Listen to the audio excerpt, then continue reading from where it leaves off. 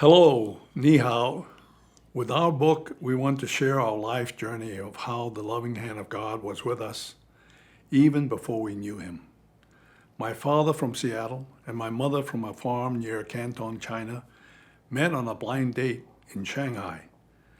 When they started dating, both their fathers disowned them because of their racial differences.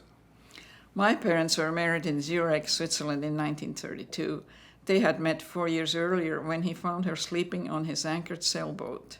During World War II, my father was interned for 3 years in a Japanese concentration camp. I remember always being hungry during the war years. I was heartbroken when my grandmother died. My father was away many months in the artillery. I hardly knew my grandmama, who only spoke French. Our cultures at home while growing up were quite different. I spent much time roaming the streets of Shanghai and between apartment buildings.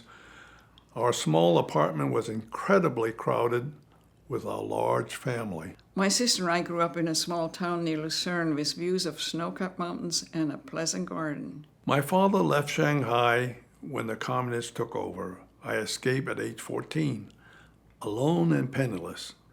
In Hong Kong, I found a job as a cabin boy on a Danish tramp steamer and left it in San Francisco 18 months later.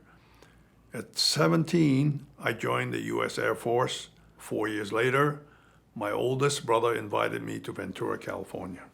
My parents let me attend a commercial high school for girls. I got a private pilot's license, and an American Rotary family invited me to America. Edward and I met at Ventura Junior College at the start of the second semester, and we had two of the same classes. I was very impressed that she was a private pilot. I offered to drive her home where she lived with her host family. After only 2 dates, actually, I told her to marry me. I told her. And to my big surprise, she agreed. We married in a historic mission church. Edward was working full-time, and we continued taking college classes.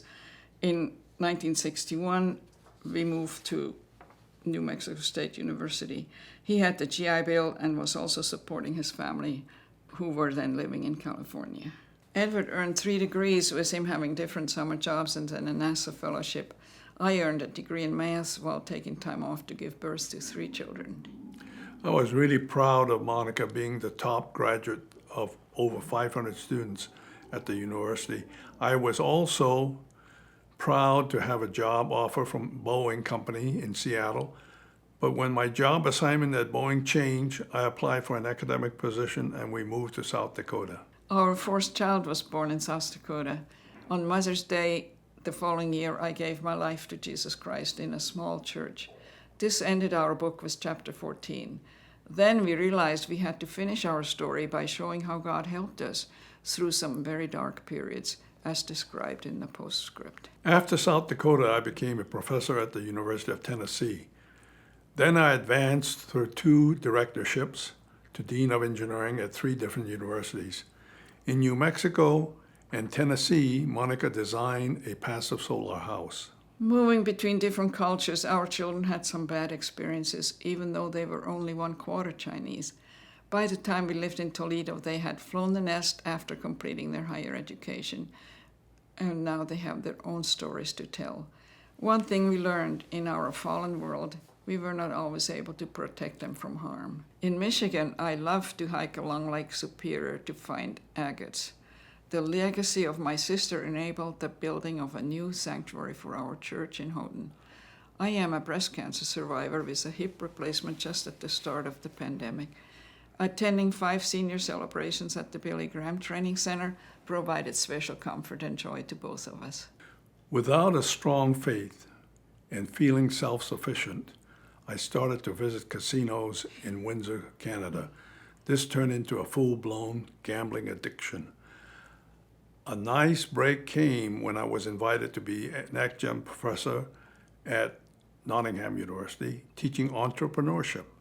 It took years of struggles to realize what was happening to me spiritually, as described in the book and summarized on this list of psychological mind tricks. The long road to recovery was difficult. Among the milestones were the SAFE program, offered in our church. Then, at a point of despair, I attempted suicide. I confessed my gambling addiction to our congregation at church. A lengthy period of abstinence was followed by sabotage and relapse. It was truly a spiritual battle. Good memories came from my lecturing all around the world and being a distinguished visiting professor at the United States Air Force Academy. When Edward relapsed, we went to see a counselor at church. A single session completely turned my thinking around, and it helped renew our love. Also, music has been instrumental in drawing him closer to God. In a letter to his grandchildren, Edward highlights the most important step in recovery: forgiveness. He knows he is upward bound in the kingdom of God. Working together in authoring textbooks and conducting workshops all over the world was key to maintaining our marriage. We needed each other.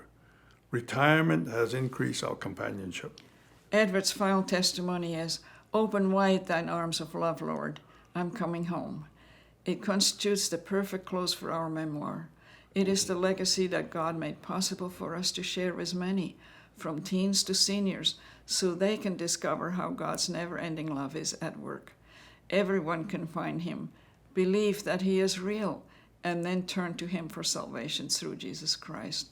Ours truly is an eternal love story that bridges time and cultures. To God be the glory.